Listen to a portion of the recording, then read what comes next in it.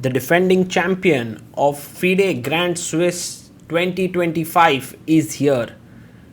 Our Vaishali managed to win the 2023 edition and booked herself a spot in the candidates. Will she manage to repeat that feat this year as well? She started off with a very fine victory over Gulrukh Begim Tokirjanova in the first round, and now in round number 2 she takes on Dutch number 1 Eline Roebers. As Boris Gelfand greets Vaishali, wishes her. In 2020, Vaishali worked with Boris Gelfand at a training camp, and then also through the Westbridge Anand Chess Academy. They have worked together. Today, Vaishali's opponent is the Dutch number 1 player Eline Roebers. Eline, a very talented young girl, rated 2377. She's an IM, and it'll be a great fight. In fact, they both played against each other in the 2023 edition as well. And now Vaishali has the black pieces.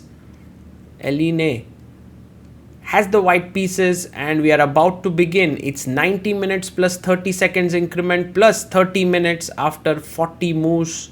The players are ready, and a handshake before the game, and off we go.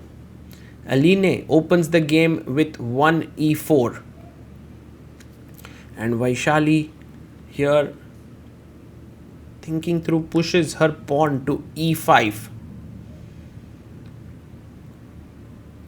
The knight comes out to f3, attacking the pawn on e5, and Vaishali defends it with knight to c6. We have the Ruy Lopez with bishop b5. And now Vaishali puts a question to the bishop with a6. Bishop comes back to a4. And black plays the bishop to c5. An interesting line here. Also fighting weapon. Kind of similar to Archangel's there. But c3, you haven't committed your knight to f6 just yet. And Vaishali plays knight g to e7. Very interesting move. And maybe now d4 seems like a normal move. Eline plays her pawn to d4. And Vaishali can take it. Pawn takes, and now of course takes. Bishop b4 check. Knight c3 is the common line here with d5. But instead Eline takes with the knight. Kind of surprising, this decision to take with the knight. Black already seems to be fine with castles, and d5 coming in. Bishop comes out to g5, pinning the knight on e7. And Vaishali now can simply ask a question to the bishop with h6. So plays pawn to h6, attacking the bishop. Where will the bishop go? Bishop h4 seems like the natural move here.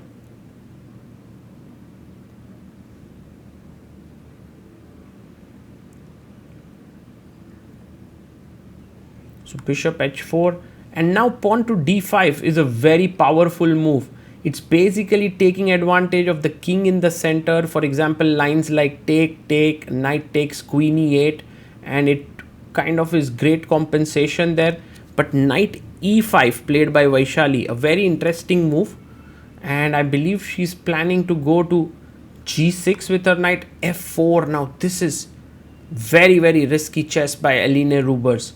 She's pushing the knight away, but it's clear that now Vaishali is the one on the offensive. She attacks the bishop here, so the bishop has to move away. And a very powerful move now for black is the move pawn to f5. Just blocking the f pawn, also fighting against this king in the center on e1, and Vaishali finds it f5. Like if you take e takes f5, then knight takes f5 is very good position. But maybe she can take with the knight. Yes, knight takes f5. And the point is, if you take back here, queen d5 is very good for white.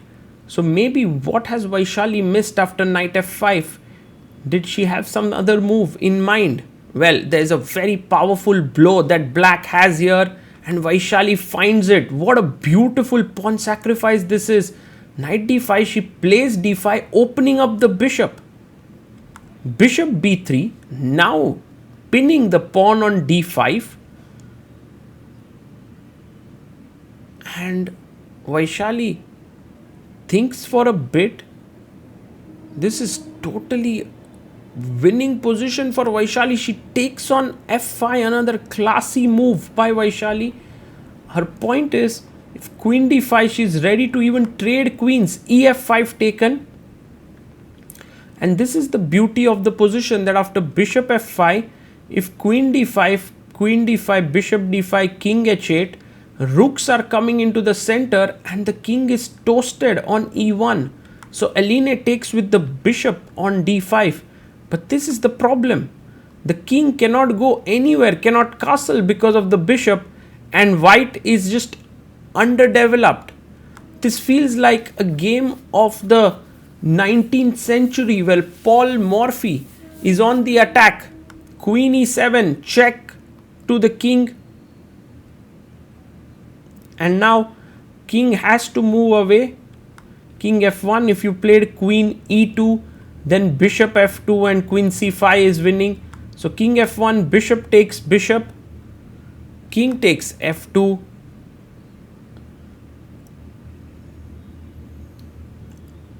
And now knight takes f4 by Vaishali. Look at this.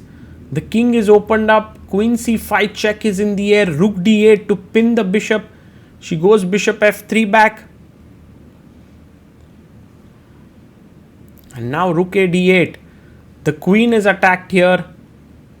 Look at the pieces on a1 and b1. They are not going to get out. Anyway, knight d2 played. But now it's mate in 7 moves. Queen d2, queen c5 is a killer blow.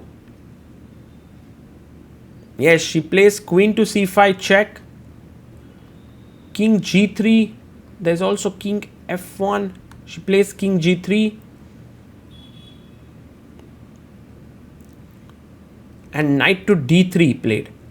Threatening queen f2 check here, which is a mate. Queen comes to f1. If rook f1, there was queen d6 followed by queen h2 checkmate here. But queen f1 and now queen d6 check, threatening king h4, g5, and it's a checkmate coming in. Eline resigns. Vaishali scores a resounding win in just 22 moves. Well, it would be right to say that Vaishali did play like Paul Morphy in this game. Her beautiful moves, which were f5 in this position, and after knight takes f5, this beautiful d5, giving up a pawn.